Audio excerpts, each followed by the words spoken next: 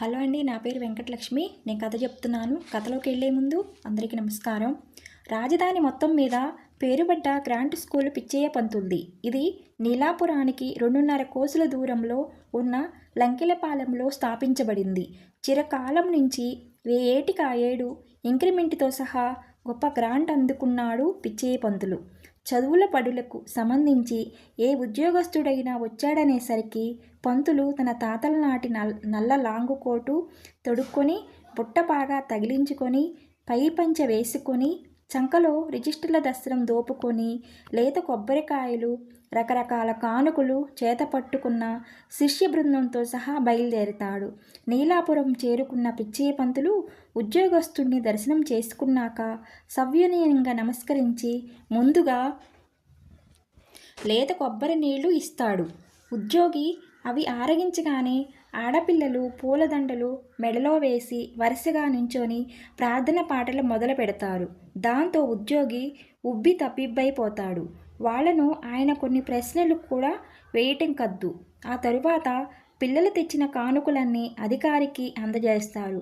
అప్పుడు పిచ్చయ్య పంతులు అధికారితో, అయ్యా, ఏదో మీ దయ వల్ల ఇంతకాలం నుంచి విద్యాశాఖలో సేవ చేసుకుంటూ ఉన్నాను. ఈనాడు మా బడిలో విద్యార్థుల సంఖ్య 250. ఒక్కొక్క తరగతిలో కొంతమందిని మాత్రం మొచ్చుగా వెంటబెట్టుకొని వచ్చాను. వీళ్ళని పరీక్ష చేస్తే స్కూల్ మొత్తం పరీక్ష చేసినట్టేనండి అని చంకలో రిజిస్టర్ దస్తరు అధికారి ముందు పెట్టేవాడు.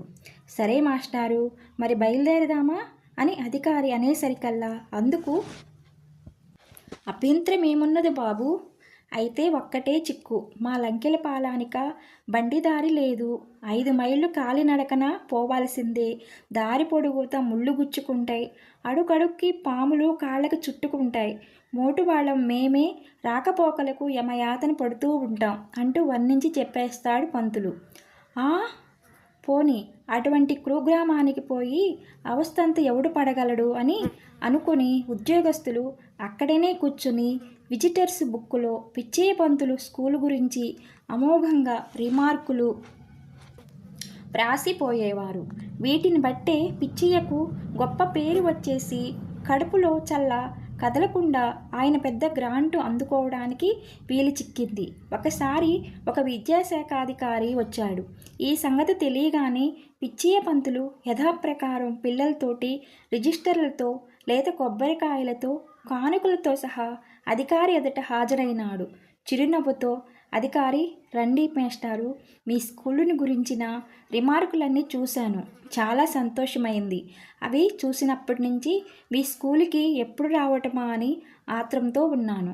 నేను బయలుదేరుతూ ఉన్నా మీరు ఎదురైనారు అని ఇంకా ఏమో చెప్పబోతూ ఉండగా పిచ్చయ్య పంతులు తెల్లబోయిన ముఖంతో, మా ఊరికా తమను రాగలరా అన్నాడు బిత్రపోయి.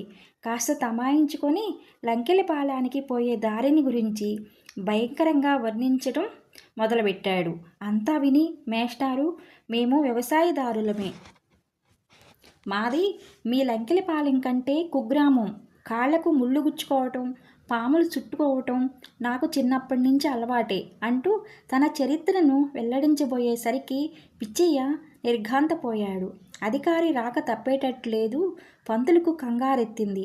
అయ్యా, నేను వెళుతూ ఉంటా, నెమ్మదిగా దయచేయండి తమరు అనేసి పరుగిచ్చుకున్నాడు. ఉరుకులేసుకుంటూ ఊరు చేరుకొని పిచ్చయ్య పంతులు సేరు శనగపప్పుకొని రూపాయికి అనాకాసులు మార్చి పిల్లలను పోగేసుకు రావడానికి బయలుదేరాడు. అంతలోనే అధికారి ఊళ్ళోకి వచ్చి బోగట్టా చేయగా నిజానికి ఆ ఊళ్ళో స్కూల్ అనేదే లేదని, అధికారులు వచ్చినప్పుడు మాత్రం పంతులు పప్పు బెల్లాలు పెట్టి డబ్బులు చేతికిచ్చి పిల్లలను పోగేసుకొచ్చి హాజరు పెడుతూ ఉంటాడని తెలియవచ్చింది. కాసేపటికల్లా పంతులు కొంతమంది పిల్లలను వెంటబెట్టుకుని వచ్చి, బాబుగారు, ఈ స్కూల్ అనేది కేవలం అధికారుల కటాక్ష వీక్షణములతో కూడుకున్నదే గాని వేరే ఎక్కడో కనపడుతున్నది. ఇంతకు ఈ ఏడు నాకు ఆదాయ వ్యయాలు, రాజపూజ అవమానాలు బొత్తుగా బాగలేవటండి, పంచాంగ శాస్త్రులు చెప్పారు అన్నాడు. అధికారి ఉగ్రుడై, సరిగానే చెప్పాడు ఆయన. మీరు చేస్తున్న మోసాన్ని గురించి గట్టిగా కనుక్కోమని ఇప్పుడే వ్రాస్తున్నాను ప్రభుత్వానికి. అప్పనంగా ఇంతకాలం నుంచి గ్రాంట్ తినడానికి మీకు సహాయపడిన ఆ బద్ధకపు ఉద్యోగస్తుల సంగతి కూడా కనుక్కుంటా. నాకు పట్టుకున్న విచారం ఒక్కటే, మీ ద్రోహం వల్ల పాపం అమాయకులైన ఈ ఊరి పిల్లలకు చదువు లేకుండా పోయిందే అని మరలిపోవటమే కాకుండా ప్రభుత్వానికి, తనపై అధికారులకు కూడా తెలియజేశాడు. పిచ్చయ్య పంతుల్ని తీసివేయటమే కాకుండా వేరే పంతుల్ని ఆ ఊరికి రప్పించారు. ఇంత ద్రోహం చేసి ప్రభుత్వం సొమ్ము తిన్నందుకు గాను అందరికీ తెలిసి ముఖం చెల్లక పిచ్చయ్య పంతులు ఆ ఊరి నుంచి వెళ్ళిపోయాడు.